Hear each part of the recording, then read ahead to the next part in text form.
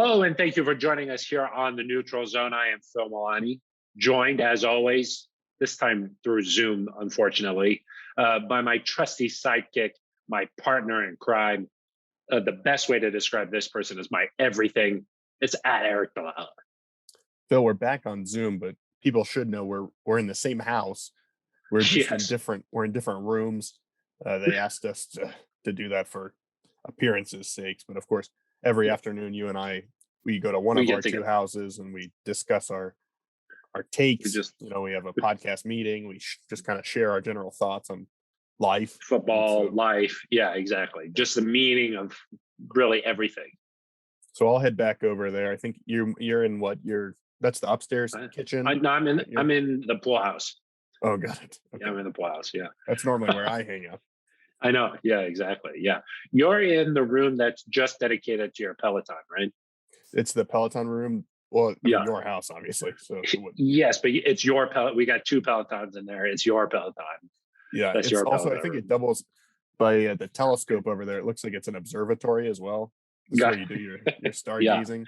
Yeah, exactly. Nice room. I like there's like a nice cupola, I think you call it. I get inspired, looking at the stars. So yeah, you've been compared to Galileo. I've heard that.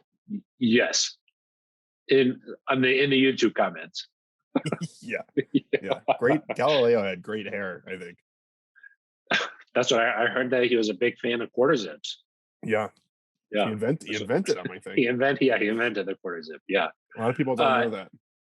People don't know that. We should add that to his wiki page. Yeah. This is not just a permanent situation, the Zoom. So if you're worried, oh my gosh, now they're back to Zoom, it's just a temporary type of thing here. As the season winds down, we got wind down a little too, right, Eric? Yeah, that's right. Well, people don't know what they miss until they don't have it. That is true. You gotta have a couple of rainy days in order to appreciate the sunshine. Yeah, that's right. Yeah. Well, we should talk about the Broncos coaching search though a little bit, huh? I think so. I think that's what everybody's here for, to understand. Okay, the Broncos have reportedly set up and have conducted, are in the process of conducting 10 interviews. Is that right, Eric? That's right. Yeah. 10 interviews. That's a lot. Yeah. That's a lot of guys. So we'll talk about where the Broncos are right now. We're recording this on a Wednesday afternoon. I think that George Payton, is he off to LA right now, or the jet is getting a lot of miles? Oh my gosh. I hope he gets those frequent flyer miles. Like maybe they're hooked up to his credit card, you think? On a private plane, do you get? It could be. I don't know if you get airline miles. That would be nice, huh? Yeah. Maybe they're like throwing a leg to Topeka or something, Yeah. And then maybe like some just DoorDash, like a group, some kind of just points for travel he's getting. Oh, yeah. Marriott and Groupon, not a sponsor. But they could be if they want to be. Nor are they really like similar companies. Yeah, what I was thinking, what's the other one? It's DoorDash, and the other one, I think it starts with a G, right? Grubhub. Yeah. Also not a sponsor. Not a sponsor. Yeah, not Groupon. What am I talking about? I don't know. Eric, let's talk about this Broncos coaching search. We'll get into that. We'll talk about maybe like sell us on some of the top candidates. How would you sell the fan base? Do you know what I mean? Okay. Yeah. The Broncos are interviewing 10 guys reportedly, but there seems to be a couple of names that have like surfaced to the top. They've bubbled. Or you could also say like the cream rises to the top. Ooh. Maybe we'll see. Maybe we'll just explore some of the top names out there that I think could be realistically the next Broncos head coach. Okay, I like it. So we'll do that, and then of course we like bold predictions on here. But since the Broncos aren't playing anymore, we'll have to make some. Maybe we'll talk about what I consider to be the best weekend in football, the divisional round of the playoffs. Some good games. The wild card weekend, Eric, did not live up to my expectations, I guess I would say. No, when you toss when you toss those 7 seeds in there, Phil, you get some football teams that maybe they're not quite ready to play, you know? Like, Yeah. there's the difference between good NFL teams and kinda average NFL teams is significant. Yeah. But even like the Patriots were not ready to rumble with the Yeah, Bills. that's true. I guess nobody really is if Josh Allen's playing like that. Yeah, I mean, if they score on every drive, they're gonna be tough to beat. Yeah. Score I'm looking touchdowns on forward to every that drive, game. you know? Yeah, they score a touchdown. It doesn't matter. Yeah. It's kind of like when you used to play Peyton Manning with the Colts. That's how he'd rock. Yep, it's true. So we'll get into that a little bit too later on because you come to the neutral zone for other NFL teams breakdowns. Right. Welcome to Exactly. the fans of other teams. Yeah. If you would like to be a part of the neutral zone, Eric, there are ways that NZ Nation can do that, right? Well, yeah, you can send an email to neutralzoneshow@gmail.com. You can leave You a could. voicemail, Mhm. How do they? 707 neutral. It's a Okay. nice way. You could tweet at us directly, at Eric Dalala with an A, at Phil Milani with a PH. Well, how would Non-traditional you? spellings. Yeah, I would say that. I would That's say what. non-traditional. Non-traditional. Yeah. Traditional. Uh, E. You know, I would say probably for your F. name. F for my name. Philip. Right. F. I don't know what PH. I don't know how that happened. Kind of odd. It is kind of odd. Yeah. Or you could also just leave a comment on our YouTube page. We're right here on the Broncos YouTube page.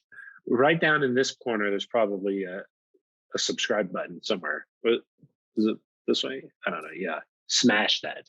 Yeah. Smash Yeah. that. Wherever That's it what you is, should do. you find it, you Yes. smash it. I will say a few people have sent in emails looking for neutral zone stickers, Eric. Nice. Since we're out of the office, there's a little bit of a delay on getting those stickers. That's But why. once we're back in and the supply chain is, you know what I mean? Yeah. We'll get it going. We also discovered in one of those emails, Phil, that you had been pronouncing Metabale's name quite incorrectly. Correct. That Matambale, I think is how you're supposed to. yes. There's an M in there. And I'll just go ahead and say that Metambale. I Yeah. had nothing to do with this because I'd never seen it written out. That is true. That is true. That's all 100% me. But apparently, this member of NZ Nation has selected that name as his username because of it helps him get to sleep. Maybe some Yeah. meaning with insomnia. Yeah. It's a cure for insomnia. His real name is Correct. Joe. Nice guy.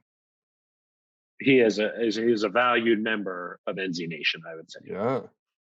So we'll get those stickers out. I apologize. I don't want to give for too the much away, delay. but he lives pretty close to Brewery Lane. I know he never came out, huh?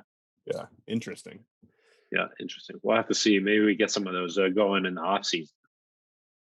I had fun doing those shows. Yeah. The meetups at Breckenridge Brewery's farm home. Yeah, it definitely became a farm home. Feels like so long since we were there, you know? It does feel a little lost. But we crack open some bevies when you come down from after your rides. Right. In the observatory. Yeah, exactly. Let's dive into our first topic here, Eric, on the neutral zone, talking about this Broncos head coaching search. 10 names reportedly the Broncos interested in chatting with. They're in the process of this. I would imagine that once they're done, the Broncos could make an announcement next week, maybe. I guess it just depends on, if the candidate is still in the playoffs, his former team. I guess we'll have to just wait and see. But Eric, what do you think about the way the Broncos have approached this situation? Yeah, I mean, by the time this is posted, Phil, the Broncos are going to be done with, I think, 7 of their interviews. Of course, just to run through those quickly, Aaron Glenn, the defensive coordinator for the Lions, Luke Getsy, the quarterbacks and passing game coordinator for the Packers, Nathaniel Hackett, offensive coordinator for the Packers, Kellen Moore and Dan Quinn, the offensive and defensive coordinator, respectively, for the Cowboys, Gerard Mayo, the inside linebackers coach for the New England Patriots, Jonathan Gannon, defensive coordinator for the Eagles. And then on Thursday, they're reportedly going to go out and talk to Scott O'Connell.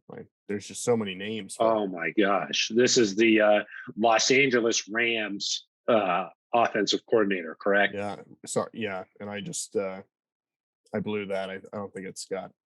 Is This it is good. Neil? This is good. No, it's not Neil. It's Kevin O'Connell. Apologies Kevin to Kevin. O'Connell. There you go. Yeah, Yeah. Brian Callahan with the Bengals, and then of course Eric Former Broncos Bieniemy. Yep, coach, that's right. Brian Callahan. And then of course Eric Bieniemy, CU legend. Sco Buffs. So all that to say, they've casted a very wide net in terms of experience, in terms of offense versus defense. And I think to start, Phil, I just want to address the point that I've seen a lot on social media, which is that George Payton went into this search already knowing which guy he was going to pick, because I think that that's a little ridiculous. People are saying that George Payton this whole time has known that he would like to hire Dan Quinn, and he's just going through the motions. Is that how you would sort of describe it? Yeah, I think people have used the word that it's a farce, that the entire interview process is a sham, that they're just interviewing these people to make it seem like they're interested. And listen, I think there was one report that said that he's just looking to try and find coordinator options or maybe some staffing options for Dan Quinn. A lot of reports out there. And listen, I do think it's possible that, and probably likely, that George Payton went into this search thinking, hey, I like Dan Quinn. How could you not go into a search as a GM without having a list of names that you think you'd like as a head coach? It only makes sense. But if you think about it, if you go into this and you say Dan Quinn is the guy no matter what, why would you then fly across the country and talk to 10 different people? I mean, the coordinator role makes sense for certain situations. Maybe you want to make Luke Getsy an offensive coordinator and promote him from a quarterback's coach. Maybe you want to make I'm blanking, Gerard Mayo a defensive coordinator after an inside linebackers coach. But a lot of these guys, the offensive and defensive coordinators that your interviews, they're not going to make lateral moves. That just doesn't typically happen in the NFL. And maybe it's an exception for some of these guys because a lot of these coordinators do not have play calling responsibilities where they are. But if George Payton were truly trying to mail it in and just, go through the motions, he would have interviewed 5 people, 6 people. The fact that he's interviewing 10 people suggests to me that he has really kept his mind open to this. And sure, there are probably favorites, and I think Dan Quinn is one of them. I think you could point to Nathaniel Hackett as another guy who's probably a favorite. But certainly, I don't think they're doing this. George Payton has enough on his plate. He doesn't need to waste his time by flying across the country. So I just wanted to start by kind of dispelling that rumor or take. Well, it's something that we talked about on the show last week, Eric, is just that the type of personality that George Payton is. He's very prepared. He's very methodical. He puts in the hours. He does his homework. I think when you decide that you're going to part ways with Vic Fangio, in your mind, you must have maybe 1 or 2 people that you're like, okay, I envision I want either this person to be the head coach or somebody like this person. And then maybe you talk to your team of guys, because George Payton is not the only one who's flying all across the country. It's a team of Broncos decision makers here. And maybe you talk to them and say, okay, well, who are some names that you think we should meet? Who are some of the hot, bright names out there? And then you come up with a list, and then you say, let's find out more about these people, and you start doing your homework again. So I think that that's definitely something that George is doing. I mean, I think ultimately it's his decision, but I think that listening to your team, understanding what the coaching landscape looks like out there. I mean, a lot of the guys the Broncos are talking to, those candidates are talking to other teams too, so like it just makes sense to do your homework to understand what the coaching landscape looks like. And at the end of the day, it is a good idea to do your homework on these guys, because say you're interviewing a Gerard Mayo, and 3 years from now or whenever he becomes a head coach in this league, you have insight on this guy and what his mindset is like on certain things, or what his philosophy is like. I mean, what sort of things do you think they're trying to gain from these interviews, Eric? Well, I mean, 2 things. One, how are you going to lead this building? How are you going to lead the team? Obviously, George Payton mentioned leadership as the number one thing. And so I've kind of talked to some different writers across the league, and you get a sense from these guys that people have different styles of leadership that I don't know if it necessarily comes off through the stats. Like Kellen Moore, for example, the Cowboys have a really good offense. The way it was described to me is that Kellen Moore is a very quiet leader. You know where you stand with him, but he's very intellectual. He's not a rah-rah guy. And so if the Broncos decide, hey, we want a rah-rah guy, it might not matter if Kellen Moore has the number one offense. Now, I know Broncos fans have kind of soured on him since last weekend's game. I think it's a little One silly to game. make. That Yeah. is a little silly. And then you talk about like a Nathaniel Hackett. His leadership style has been described as, he treats you as a peer. He's kind of Yeah. goofy. He's fun. He likes Austin Powers. He likes Austin Powers. And then there's a Dan Quinn who's like the motivational, inspirational guy that's real fiery. Backwards head. Yeah, that's how you know. He'll throw a football helmet on and get involved in practice. I mean, those are the types of things you can get in an interview. I like that George Paton has done these in person because some teams have been doing these over Zoom. I think it can be easy, Phil, to get a little tricked sometimes via Zoom. You and I have done interviews with candidates for our own department, and sometimes you meet with someone over Zoom or you talk with someone over the phone. You don't get a real sense of who they are until you're with them and spend some time with them in person. So I think that's been a valuable decision to make. So leadership is one. Sorry to ramble there. The second one is, what is the plan for both sides of the ball? Because leadership can be great, but if you don't have a plan or you don't have a way to implement it, it doesn't really matter. And so Gerard Mayo, for example, Broncos met with him Wednesday morning. He is a great leader. He's been talked about. I was talking to Mike Reese from ESPN. He said this guy is talked about as one of the best leaders in all of football. Does he have a plan for who's going to call his defense? Who is he going to hire as a defensive coordinator? What is he going to do to fix the offense? Those things you have to have a plan for both. And so I do think the benefit, Phil, of interviewing so many candidates is you're going to get to hear 10 different offensive plans and 10 different defensive plans. And then if you're George Paton, you go with one of those people and, say they hire Aaron Glenn, for example. I'm not sure if he's the most likely candidate, but say they go with him. If you're George, you can then go to Aaron Glenn and say, well, here's some ideas from different people. Like maybe we consider this route, or maybe this is a good thing to add. And so that's all good. Yeah, you're just always gaining knowledge from these things.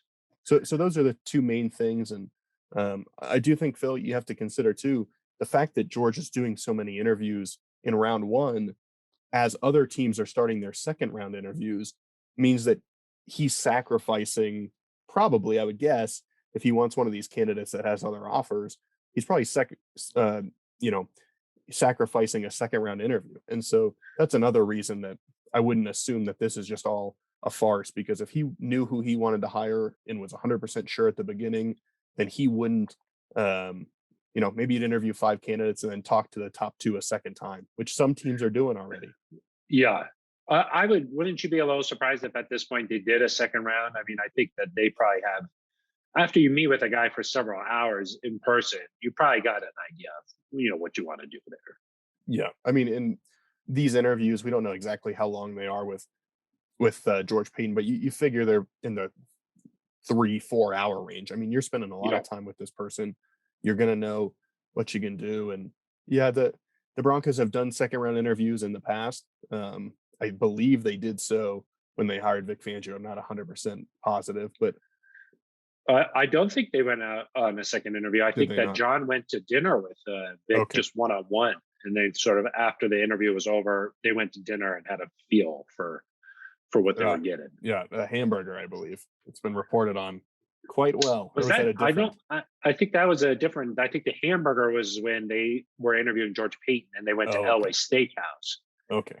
This time I think they went to an Italian restaurant in Chicago. Oh, I think you're right. After the interview, I just think, what do you think about the notion of, you tend to go in a different direction than what you just had, so like you talk about Vic Fangio and you talk about his leadership style, and George Paton over and over said that they want a leader of men and they want leadership out of the next guy. I imagine that maybe they'll be thinking, okay, we want to hear about different methods of leadership, and you're talking about a wide range of people in terms of leadership methods. I mean, Gerard Mayo played for Bill Belichick. now coaches on Bill Belichick's staff, probably has one way of leading. Um, you're talking about Dan Quinn, who's this rah rah guy who's come from the sort of the Pete Carroll method of leadership, I would assume. A Kellen Moore, who's just 33 years old. I mean, some 30, of these yeah, guys are pretty 32, young. 33. Some of these guys are really young. They probably have different ideas of what leadership means. I mean, Kellen Moore was a quarterback, at Boise State, so probably brings a little bit of that player mindset, to these situations. So you're talking about a wide range of different methods of approaching the same position, and you just wonder what George values in a head coach like that, because this is George's first hire for a head coach as a general manager. I think with John, when he was going out, you kind of had an idea of how he was going to conduct things, what he was looking for. This is the first time we're going through this with George, and I'm assuming that he's probably trying to gather as much information as he can and be like, I never thought about leadership this way, but this came and it brought up a good point. We should think about this more. I mean, that just makes sense. Yeah. I think Hackett is one of those guys. You talk about Yeah. leadership in a different way. I talked with someone from the Athletic up there, and they said, you think about leadership as serious, like the person walks in the room and you're instantly quiet. Well, leadership can also be elevating people to your level and kind of treating them as a peer. That's the way that Hackett does it. Yeah. Yeah, I mean, you make a good point about this being George's first hire. And so I don't think you can, you know, John Elway made the hire of Vance Joseph and Vic Fangio, of course, Gary Kubiak, John Fox, like Fox. a lot of hires in there. But um, I don't think you can say like George is going to automatically do the opposite of Vic Fangio because he wasn't the one that hired Vic Fangio. Like George is going to make But he a hire fired that Vic Fangio. he did, but So he's going to make the decision. I think that he thinks puts this. He's still so early in his tenure that I think he's still trying to get this thing on in the direction that he wants it to go. And so if he always pictured, I want this leader of men, I think that this rah rah guy is this fiery guy is the right way to go. Like say it is a Dan Quinn, then I don't think he's going to let anything that happened in the previous regime kind of impact that. And I will push back a little bit because there's been a sense that, if they hired Dan Quinn, they're hiring Vic Fangio again, but someone who doesn't have as good of a no, defense. yeah, I agree. One, Dan Quinn has Different, had Dan different Quinn has had people. four top 10 defenses in 7 years, leading calling plays for a defense. The Cowboys led the league in takeaways this year after not being very good at all the year before. Um, Obviously, Dan Campbell's motivation style, his leadership, I think, is quite different from Vic Dan Quinn, Fangio. not Campbell. What did I say? Dan Campbell? I think it's a Campbell. Yeah, It might be that the leadership is way that's different. good. Dan Quinn's leadership quite different than Vic Fangio's. So What do you think? What do you think that this Broncos team needs in a leader right now? What style do you think would best fit this Broncos team?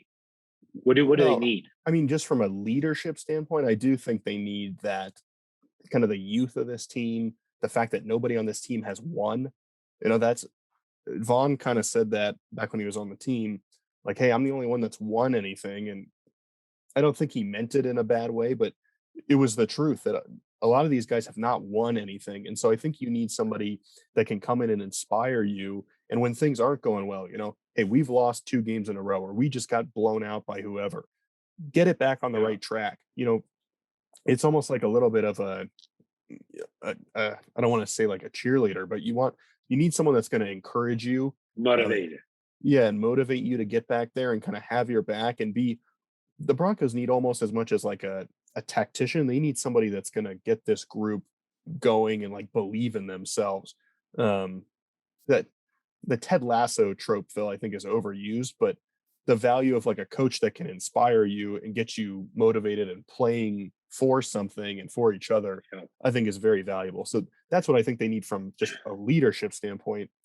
Obviously, then you need to meld that with good defensive scheme, good offensive scheme. Um, Yeah. and you ask yourself then, Phil, hey, do you say you have Coach A versus Coach B? If you go out and get a veteran quarterback that's really good, How is that going Yeah. to mesh with each one of those? If you have a rookie quarterback, how is that coach going to mesh with that guy? If you go out and you sign kind of a middle level veteran, how is it going to mesh with that guy? If you keep Yeah. Drew Lock and you go with him, how is that coach going to mesh with this guy? I think George Payton has to explore all those options and then pick the guy that fills the most boxes. Because okay, so a couple of things there. Back to the leadership type of thing. There's different ways to even go about that because, like, say, Of like course. guys like Jerry Judy and Pat Surtain again. You like that? Yeah, that was good. uh, they've come from this Nick Saban sort of system where it's really serious and it's like every day you've got to go to work and it's sort of a disciplinarian mindset. But other coaches have had this success, like Dan Quinn coming from like a Pete Carroll mindset where it's a totally different situation, or a Nathaniel Hackett who's using, different ways to hold the room. I do think there's different ways to go about that. I just wonder what would connect with these players in the best way. What is a way to get, like, what is a way to avoid a game where Jerry Judy just goes missing? Like, how do you get these Well, guys every Sunday to kind of just, because I think that one of the things you heard about Vic Fangio was he had an outstanding tactician, a guy who's got this amazing defense and sort of a mastermind in that way. But in some of the other areas, in terms of like rah, not that kind of guy, not the guy who's going to really get, he's not like watching like pump up videos that are going crazy, like I don't think that that's the kind of coach he was. But maybe some of these other guys might get something else out, but maybe not the same type of tactician. So like there's a sort of a give and a take there. yeah, no, I think that you look at some of the core players on this Broncos roster: a Bradley Chubb, a Justin Simmons, Cortland Sutton, Tim Patrick, Garrett Bowles, Shelby Harris. Those guys are all kind of emotional players, I would say, Yeah, and they haven't exactly. had that success. And so I think if you bring someone in that can speak to that emotion, that can harness Fire that him up. emotion, Yeah. get them going, get them moving in the right direction, like those guys Uh, badly want to win. And I think positive reinforcement, especially, yeah. I don't know how much of this is true or not, but you listen to like what it used to be like back in the day where people would just scream at you and berate you. I do think there's something to the fact that like certain coaches have more success now with positive reinforcement. Yeah, sure. And not that any of these coaches aren't going to like get on the guys if they need to, but I think there's something to be Yeah. said for, hey, let's get somebody Uh, who's a player's coach, which a lot of these guys have been described as, and kind of move Players coach. forward. Yeah, and kind of move Yeah. forward. Because like those are things that you've heard about in the past too, where like Vance Joseph was a little bit more of a player's coach. He would give Hmm. guys a lot of vet days. He'd play music at practice. Then the Broncos go in the opposite direction. They want Vic Fangio to come in, and remember at his introductory press conference, he was all about death by inches. Nobody's going to be late to meetings. Nobody's going to do this. Sort of that different mindset. So, you just pay attention to the flow of these things, and decisions get made for reasons. I remember when, and judge this for the circumstances that they were in, but I remember when Emmanuel Sanders went to the 49ers, and he just talked about how things were like night and day different there, where they're playing music at practice. Kyle Shanahan's wearing Yeezys, he probably asked you how to dress, right, Eric? Yeah, of course. Yeah. So, but you just talk about different things work for different types of players and different teams, and there's not one right way to go about this. You could have a Bill Belichick type of person who does it this way different than Kyle Shanahan, Pete Carroll, but both teams can have this type of success. So there's it's just all about what you want and what you think is going to fit with your team. That kind of got into my next point here, Eric, is that I do think we're talking about what they're asking in these meetings. I do think the quarterback has to be talked about pretty much in depth in these meetings, because even Vic Fangio at the end was asked, what's the difference in the division here between the Broncos and the rest of the division? He just said that there's a quarterback difference here, you know? And so I think that anybody coming in, they want to know what George Payton and the Broncos plan is at quarterback. And then George Payton and the Broncos decision makers probably want to know what a coach wants in a quarterback, or what they vision here. So I think that has to be a big part of the conversation. Of course, and I think the biggest question needs to be how do you succeed without a top 5 quarterback? Because, Hmm. there's been rumblings that the Broncos might go after a Russell Wilson and Aaron Rodgers. Um, Obviously, Deshaun Watson's situation is still very murky down in Houston. Jimmy Uh, Garoppolo, Kirk well, Cousins, well, but there's these. I put those top 3 Oh, guys as got like it. if you Got get it. one of those guys, I think you could go win with those guys, Phil. I think that, and I that's not saying that definitely much. could. I Yeah, definitely could, Eric. Just give me the whistle. but then I think there's you know that next tier of guys, which I think Teddy Bridgewater is close to. To be fair, Mm. a Jimmy You love Garoppolo. Teddy. You love Well, Teddy. I'm just So saying I want to be fair to Teddy that I don't think qualifier. Teddy wasn't necessarily put in the best situation to succeed. I Oh, don't think okay. Jimmy Garoppolo, Derek Carr, Ryan Tannehill. Um, I'm trying to think of some other names of guys that like you can win with and you can get to the postseason with and you can have success with, but you just have to have the right offensive scheme. You have to play complementary football. Yeah. Listen, obviously, people want it. You want to be able to find the next Patrick Mahomes, the next Joe Burrow. The realistic, scenario is that you don't necessarily teams can't find those guys all the time. Otherwise, you would just go do it. Do And that. so, I think one Yeah. question that needs to be asked is, hey, X candidate, if you How do you have do this? top 10 quarterback play, if the Broncos trade for Jimmy Garoppolo or the Broncos trade for Matt Ryan or the Broncos sign Jameis Winston, in free agency, how do you go and find success with that? Because obviously everyone's going to have a plan if you get a big name guy and it's easier that way. But the odds are, if you're just playing the odds, that probably doesn't happen. And so how do you find success with the rest of it? And I think that's where if you're an offensive mind like a Nathaniel Hackett, maybe you point to, hey, here's what we did with Blake Bortles down in Jacksonville, and we had the number 3 ranked scoring offense in Yeah. 2017. Or if you're, Dan Quinn, you say, hey, here's how I put a staff in place to work with my offense and get us to the Super Bowl. And here's, if that coordinator leaves, because if you hire a defensive head coach and the offense is good, that offensive coordinator is probably going to leave at some point. Which Yeah. I've said that many times on this show. Hiring an offensive guy makes a lot of sense to me because that You person keep that guy. doesn't leave. But the Broncos people said that about Pat Shermer when he was hired. Pat Shermer might get hired away again to be a head coach. You have to find success first for that to happen. And if the Broncos get to the point where people want to be interviewing their offensive coordinator for a head coaching That's a job, good problem. good Yes. problem to have. Let's And, get there first. and hopefully that coach has a system in place and a team of coaches underneath him that you can just elevate somebody up, Right. in that situation. But yeah, I do think you have to talk to these guys and just say, okay, well, what if we're talking about this situation where we have that quarterback? What's your philosophy? What if we draft a quarterback and we're trying to develop this guy? What's your philosophy there? What about if we went out and got X player, who's sort of that mid veteran type of guy? What's your strategy there? What, just sort of in general, what are your philosophies with this type of thing?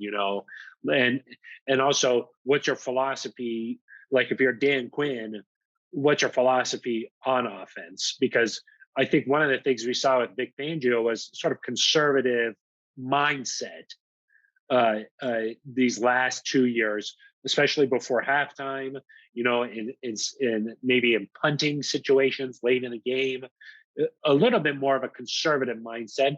And you can't blame him because he's coming from a defensive mindset. That's where he's coming from. And so he's like, of course we'll punt. My defense will get a stop, and we'll get the ball back. That I think is a natural tendency, but for like a defensive guy. But maybe a guy like Dan Quinn has a completely different thought process.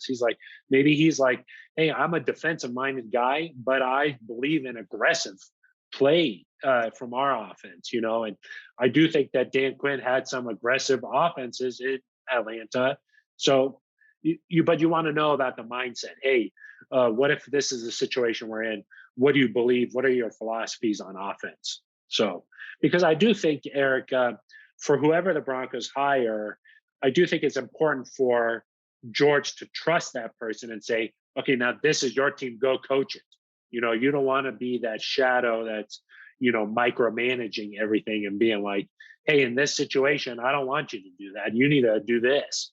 It's like, well, no, I'm the coach. So those visions need to align, and you figure that out at this time.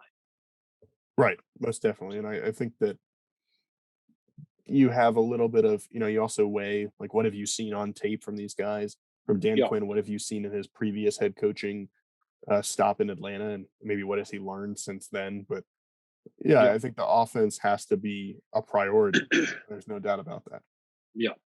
Eric, let's get on to our second topic here. And I think that there are a couple of names that have reportedly risen to the top here.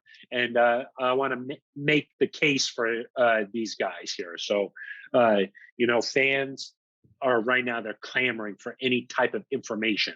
I know NZ Nation, they're like, give me something here. Okay. And then they react a certain way. Like if you hear candidate X, okay, the fan base is going to react one way. I want to make the case, and I think the two coaches that have been reportedly at the top here are Dan Quinn, of course. We talked a lot about him, and then also Nathaniel Hackett, the Packers offensive coordinator. So let's dive into these guys and talk about what would be a good case for them to be a successful head coach for the Broncos. And maybe we can start with Dan Quinn. Yeah, definitely. And to expand a bit further, we polled some local media. Who do you think is going to be the next coach? Dan Quinn and Nathaniel Hackett got every single vote except for one, and so that's kind of where we're generating this from. Who are these favorites? And it's been talked about elsewhere, but these guys, I think these guys are kind of near the top of the list right now, at least according to. And and these names are getting a lot of interview requests. So yeah, these are big names in the coaching circuit right now. Yeah, I think to start with Dan Quinn, he's a guy, a fiery guy, a player's coach. He's going to come in. He's going to inspire your building. He's a guy that's going to keep your defense really good. 3 top 10, or excuse me, 4 of his, I believe, 9 seasons, 7, 9, one of those. As a defensive coordinator, he's been really good. They've had a top 10 defense. They were number 1 in takeaways this year, which the Broncos defense has been good the last few years, but a lot of people have pointed out that they haven't necessarily, they're a bend but don't break defense, or they have been. They haven't gotten off the field quickly. They haven't gotten a ton of takeaways. This Dan Quinn defense has done that in Dallas. They've gotten takeaways. Talked to somebody down there who said that Micah Parsons would not have been the same player without Dan Quinn. I mean, that's very high. We heard Micah Parsons talk about Dan Quinn in his end of season press conference. He was like, Dan, if you're watching this, don't go. I didn't see that. That's good. Yeah. So that's all of it from a motivational standpoint. He's proven that he can hire an offensive coordinator in Kyle Shanahan that can do really good things. I think he needs to show that he can replace that guy later on. And I think that's where maybe his biggest advantage comes in. This Broncos team, I think, needs somebody to come in. I almost feel with the talent you have in place, Phil, as good as this roster is, you cannot take a chance on somebody. And Dan Quinn is the only guy with head coaching experience. He can win. He had a pair of 10-win seasons in Atlanta. He went to a Super Bowl. And I talked to Tom Pelissero, and he said Dan Quinn left that. He kind of did that same season before joining Dallas, a full self-scout, figured out what went wrong, what he would change, how he would mix up his staff, how he would handle things. And then that's made him a better coach. And so I think Dan Quinn, because his strengths, his weaknesses, he's probably as close to a sure thing as you can get. And I think that from what we've seen from George Paton so far in terms of his draft strategy, some of the free agent signings he's made, George Paton likes sure things. And I think Dan Quinn falls into that category, and that's why he'd be a really good candidate. Yeah, I think that's the biggest thing that he has, is that he has done this before. The Broncos, the last 2 hires, Vance Joseph and Vic Fangio, first-time head coaches, and I don't care who you talk to. I don't care how long you've been in the league. There are growing pains, and there's things that you've got to learn from just doing it yourself, and Dan Quinn has learned those mistakes that he's made. And I think that you go back and look at his Atlanta time. Everybody just pays attention to that Super Bowl that they lost. But I think that as painful as that probably was, you learn from that, and then you grow from that, and then you become a better coach. And so I think that you want to know what kind of personality this team has. Just go back and look at those Seahawks teams. That defense played with so much edge and so much just I mean, that is an edgy team, and they're gonna make plays happen on defense. You know, they're not there to just stop the ball; they're there to make plays. And not to bring up Super Bowl 48, but Dan Quinn was the defensive coordinator that shut down the most explosive offense Huh? ever. Huh? Yeah, I What? blocked that out, What but game is somebody that? told me that. Somebody told me that. So I think that even you see a guy like Trayvon Diggs, you know, in Dallas, you know, he's an aggressive cornerback. Do you know what I mean? And it leads to a lot of picks, but at the same time, as we saw last week against the 49ers, that can make you pay. So, Well, but you know the mentality that Dan Quinn's going to instill. I mean, Micah Parsons, he's flying around the field and he's making plays. Do you know what I mean? And I think that's Dan Quinn's personality. yeah. Well, and I also wanted one more point on Dan is that he's done this in a division against a Hall of Fame quarterback before. When the Falcons were winning those football games, when they went to the Super Bowl, you know, Drew Drew Brees was there. Brees is in New Orleans, and that's a really good football team in New Yeah, Orleans. Obviously, they had their share of struggles, but he coached against a really good offensive mind in Sean Payton and a really good quarterback in Drew Brees.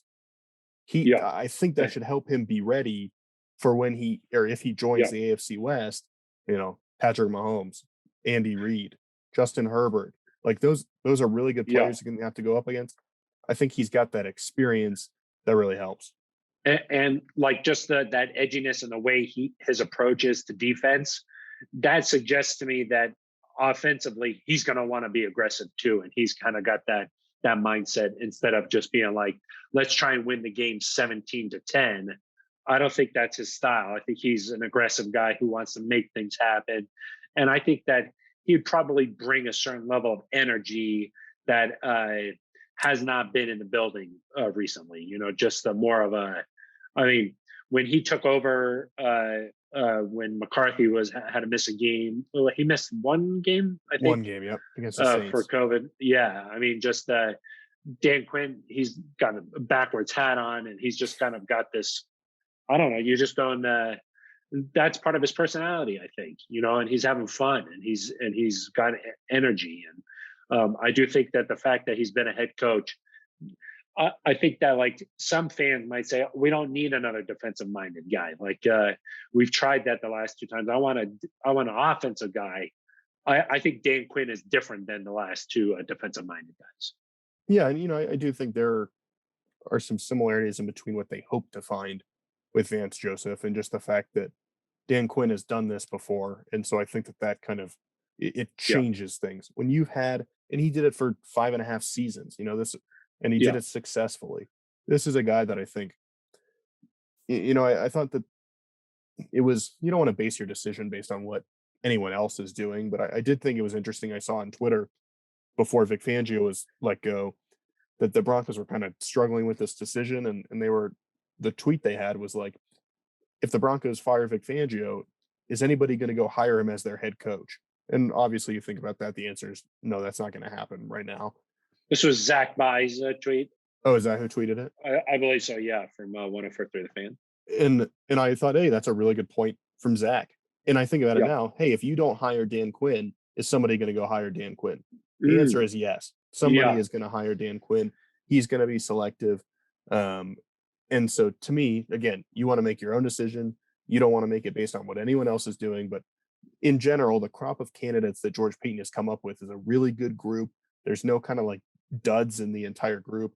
Any of Yeah. these guys, I think, at some point could be a head coach. And so Yes. I look at that and I kind of think, okay, well, if other teams are going to hire him and other teams think highly enough, why is that not good enough for here? Yeah. And the other thing about him being a former head coach is how many times have we seen in NFL history where the first time as a head coach, There's some growing pains. Things aren't so smooth. The second time around, a lot of success. Yeah. Where you've just worked, you figured things out a little bit, and you say, I like this, I don't like this. I like when practice is like this. I like the timing of this. I like the travel schedule like this. I like just all of the things that go into being a head coach. You've already worked through that, and Yeah. you have your philosophies. And like, so when George Payton says, well, what about this situation? They're like, I've done that. Here's what I think, Yeah. you So know? there's all So, sorts of examples of that, to be sure. I mean, even Gary Kubiak, Yeah, he of had course. success in Houston, but then the second time he comes around, he just hit the ground rolling here in Denver. Obviously, Peyton Manning helped, but as a head coach, he came in and he knew what he wanted to do.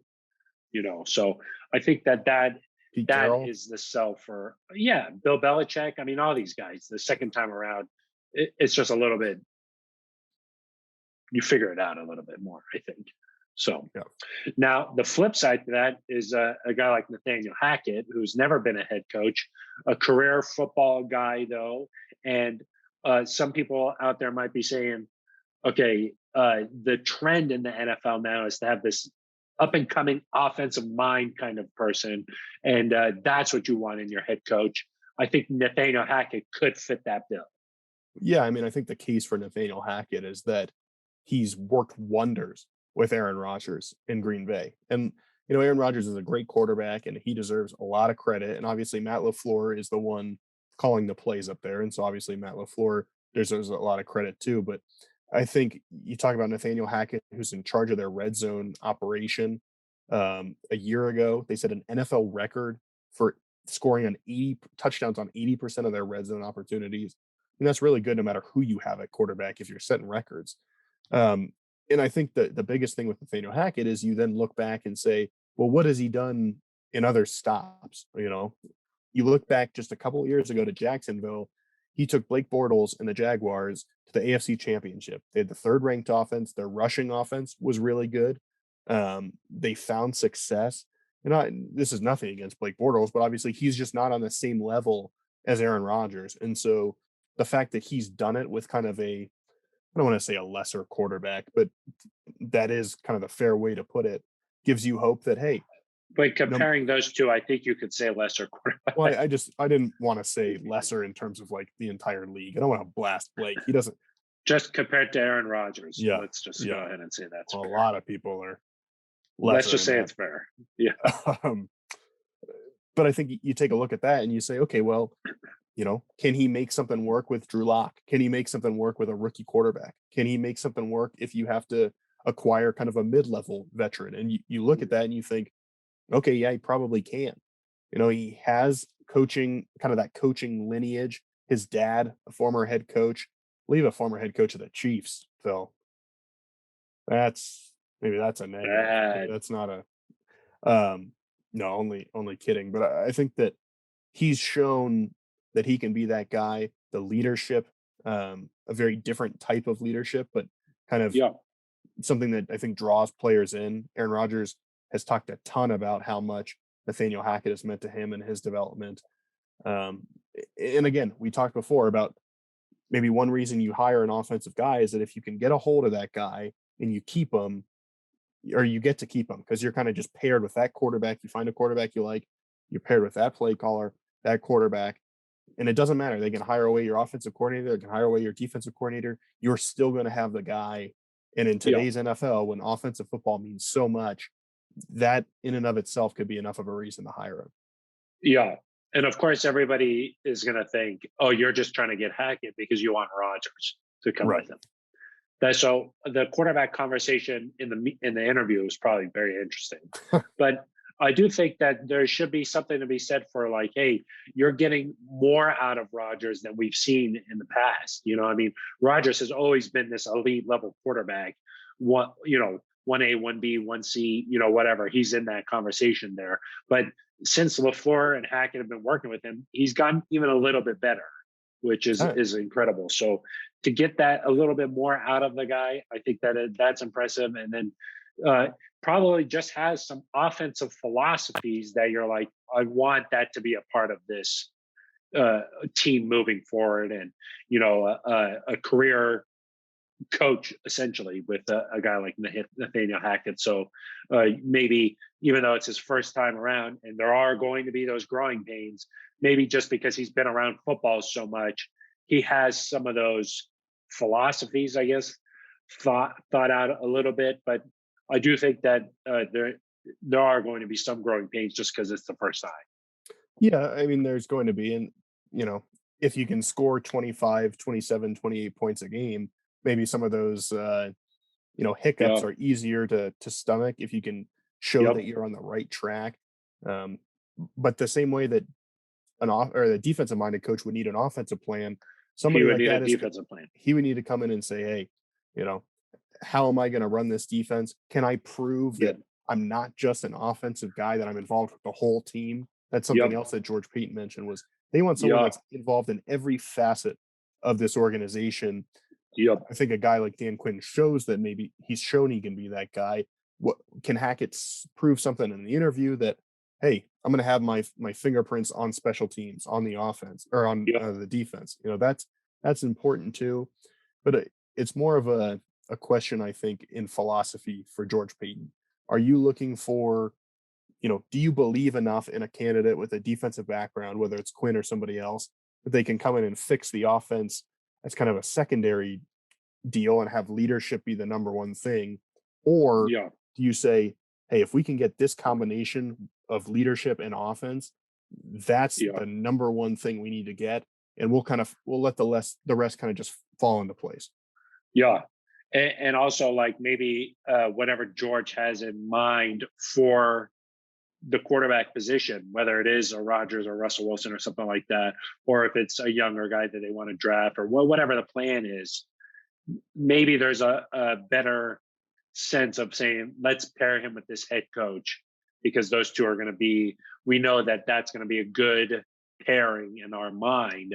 And ultimately, the team's success is going to come from that. And that's the most important thing, is if you got a head coach and you got the quarterback down and you've got them working together well, that's a better path to winning football games than just saying we've got the defense down and we got this is a work in progress and we're going to try and win that way. Easier to do that with option A. Yeah, no doubt. So there's definitely appeal there. I would say a little more risk just because it's his first time. But when you take that risk, who knows? You might hit a home run. So I think that those are the things that George is going to have to weigh here when he's talking about these two names that sort of have emerged, from your poll that you did, Eric, and then certainly with a lot of media reports out there. So, I could easily see Hackett being like, hey, if you want to draft a quarterback, I can be a major voice in that room where we're doing the talent evaluation, and then once this guy comes in and works, me and him together as a pairing, we'll be together for a long time and we're just going to blossom and the team's going to win. Right. That sounds nice, Right.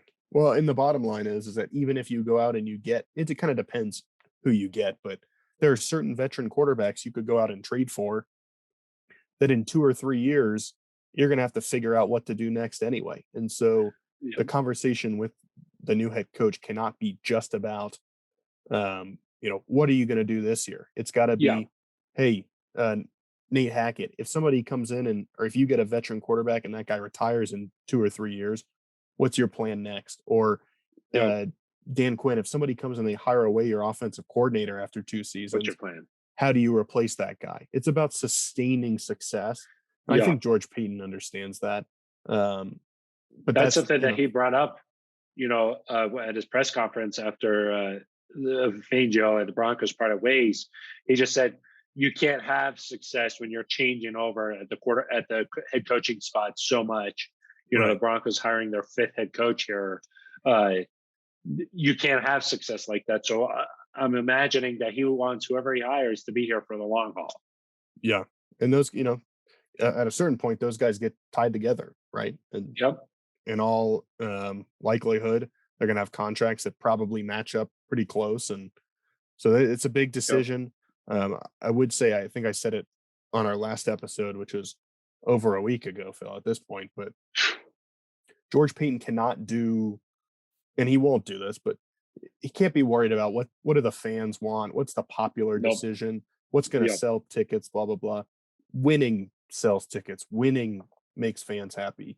Winning Yep. makes us happy, Phil. And so It does. you've got to make that decision based off what is your gut say after all this Yep. work, all these interviews.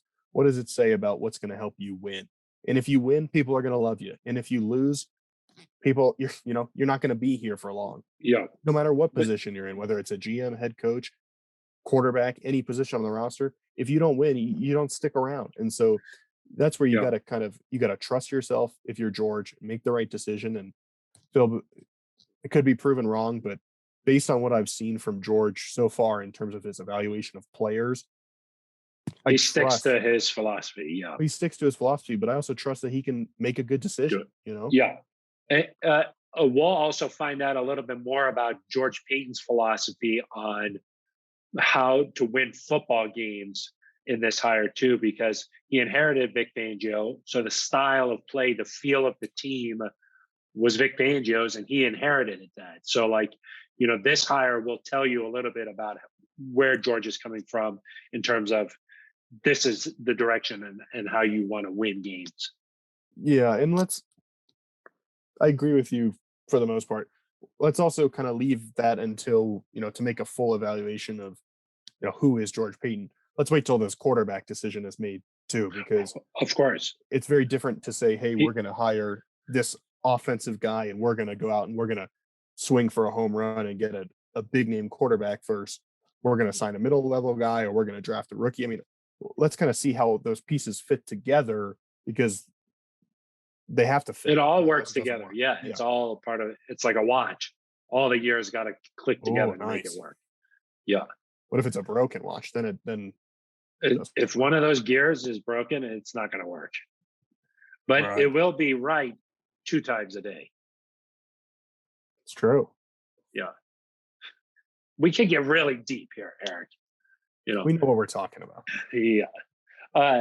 Eric, let's do some quick predictions here on the divisional round of the playoffs. Talking about quarterbacks and head coaches and stuff. Jimmy G's name has been circulated a lot out there. Even a guy like Kyle Shanahan was like, we want to go out and draft a top 3 quarterback here and make a move there, even though Jimmy G just went on the road and won a playoff game. So let's talk about these matchups. And we can start with the 49ers going on the road to face the Green Bay Packers, Nathaniel Hackett. A lot of Broncos fans, I think, are going to be watching this game. Yeah, I mean, this is one to watch too, because maybe this was something I mentioned with Hackett is if the Packers keep winning, obviously the Broncos can't hire him until after they're done. Their season is done. Yep. A lot of the times teams kind of have like a handshake agreement in place where it comes out, this team is targeting this. You're going to do this. A little bit of a risk, I think, to wait if you're waiting another month. Anyway. And also people want to see Aaron Rodgers play football. Right. I do think the Packers win this one, but I do think it'll be pretty close. Okay. I don't know what the weather's going to be like up there. I assume pretty cold, but Kyle Shanahan, great offensive mind. I think the Niners will keep things close, but I think the Packers get at least one playoff win. So do I. And I think that's the reason why Aaron Rodgers is like an MVP candidate. It's just that this guy makes magic happen. Yeah. Okay, let's move to the other NFC game, Tampa Bay, hosting our friend Von Miller. Like, you think that Tom Brady, he's like, I switched conferences, and then Von's like, I'm still coming after you. Yeah, and Tom's just hiding behind his 7 Super Bowl rings. I don't think he's going to be happy, though, looking across that line and seeing Von and all the rest of the defensive weapons that the Rams have. That's true. And the Bucs offensive line is a little bit beat up right now. Tristan Wirfs. Yeah. He's in a walking boot, I believe. I think in these games, I normally just bet again. I bet for. You don't bet. I lean toward who has the best quarterback. And I think it's just Tom is not losing a divisional round playoff game, I don't think. Eric, I'm picking the Rams, I think. Oh, Call okay. me crazy. Call me crazy. But I do think that the Rams are going on the road. Stafford has that playoff monkey off his back. Now he can play with a little more looseness. And we saw playoff Von Miller on Monday Mm, night. We saw a different kind of person. I don't know if you've ever met him, playoff Von Miller. I haven't. I He's haven't met it. dangerous. Yeah. Yeah. So I'm going to go with the upset. Okay. The defending champs, I think, go down this weekend. Okay. Yeah. Let's talk about the other side. Our friend Joe Burrow. Joe Burrow is going to get it done. Joe, I think Joe the Burrow. Bengals. I think the Bengals win this. Really? Yeah. So do I. I sort of think that too. Yeah. I sort of think so too. I mean, King Henry is back though for the Titans. Yeah. Apparently, It's he true. cleared the practice. Got a foot in his or a plate in his foot, I think. You know, I'm going to change my pick. I'm gonna go Titans. Okay. I'm going to go Titans. It's a little bit different going on the road in the playoffs as a young quarterback. Joe Burrow, man. Bruh. Okay. And then, of course, I think that this is probably the game of the weekend, Eric. I know this is the game one of the weekend. Yes. The Bills at the Chiefs. The combined score definitely going to be over 100 points, no matter what. What do you think? What are you taking? Like 55, 52, something? What are you thinking? Big. Phil, I think the Bills are going to do it. So do I. But I just like as a Bronco, just gotta. You can't. I can't. Pick. I can't. No, I think Buffalo's already proven that they can beat this team, which I think is important. You need like that mental. You need to know that you can beat this team. I think they've already done it in Arrowhead. Kansas City, I think, was like 0-3 or 0-4 against playoff teams. They still don't. I mean, I know they ran away against the Steelers eventually. They still don't look quite right. And at this time of you're quite right. I think at this time of year, right. at this time of year, it's about who gets hot, and the Bills are hot right now. Okay. And I do think I'll let you know, Phil. Before the season, I predicted the Bills to go to the Super Bowl. Who did I take? I think you took the Cleveland Browns. I think I did too. Yeah. Yikes. Who would have known? Too much trust in Baker Mayfield. That is true. Yeah. I'll take the Bills, though. I think that Josh Allen, when he's playing like that, it's impossible to beat. Yeah, it's good. So, okay. Hopefully it's a good round of games, a good weekend of games. I would say two of the 6 in the wild card weekend were good. I would say Bengals and Raiders was pretty good, and then the Cowboys and Niners was good. Yeah, that was a good one. I'm hoping 4-4 this weekend. We'll see what happens. They're some close matchup. Like none of these teams are that much better than the other ones. I don't think. Yeah, so. Good matchups. Yeah. Well, Eric, I think that's going to do it for this episode. Next week we'll be back, and we could be talking about the hire. We could be. It's possible. Maybe even likely. We'll have to see. We'll have to see. It could depend on what happens this weekend too. It's just craziness. Yeah.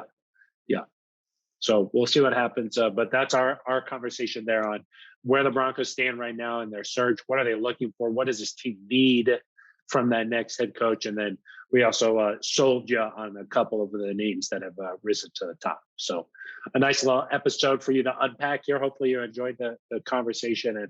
And next week, Eric, depending on who it is, we might have the head coach on the podcast. It could be good. It could be really, really good.